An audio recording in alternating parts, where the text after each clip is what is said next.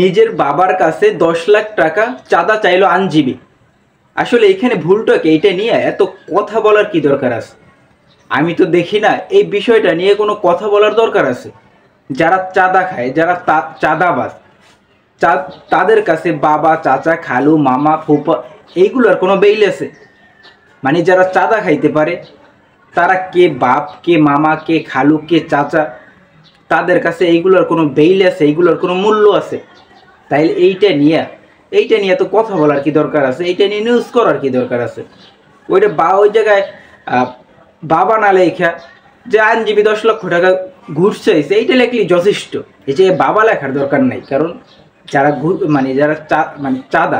যারা চাঁদা খাইতে পারে, যারা চাঁদা নিতে পারে, তাদের কাছে এইটা কোনো ম্যাটারই করে না।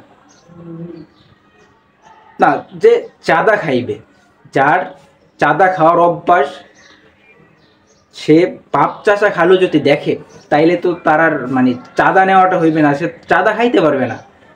তো যে অন্যের হক মাইরা খাইতে পারে, যে অন্যের কাছ থেকে জুলুম করে খাইতে পারে, তার কাছে আবার বাপ চাচা খালু কি আছে ভাই? এইটা নিয়ে এত নিউজ করার, এইটা নিয়ে এত কথা বলার কি আছে? ধরেন বিএনপি একটা কথা বলছে না যে তারা নির্বাচনে গেলে 18 মাসের ভিতরে 1 কোটি জনগণের কি করবে? 1 কোটি জনগণের তারা কর্মসংস্থান তৈরি করবে। 1 কোটি জনগণের কর্মসংস্থান তৈরি করবে। এই যে দেশটা দ্বিতীয়বার স্বাধীন হইল, 8 মাস 9 মাস হইল, এর ভিতর অলরেডি তারা 1 কোটি কেন, এর বেশি তারা কর্মস্থান দিয়ে দিছে, এর বেশি দিয়ে দিছে। দেখেন 1 কোটির বেশি পাইবেন যারা চাঁদা উঠায়, যারা চাঁদা খায় এরকমের 1 কোটির বেশি পাইবেন। তো এইটা বইলে তো আর লাভ নাই, তাই না? এটা বইলে কোনো লাভ আছে?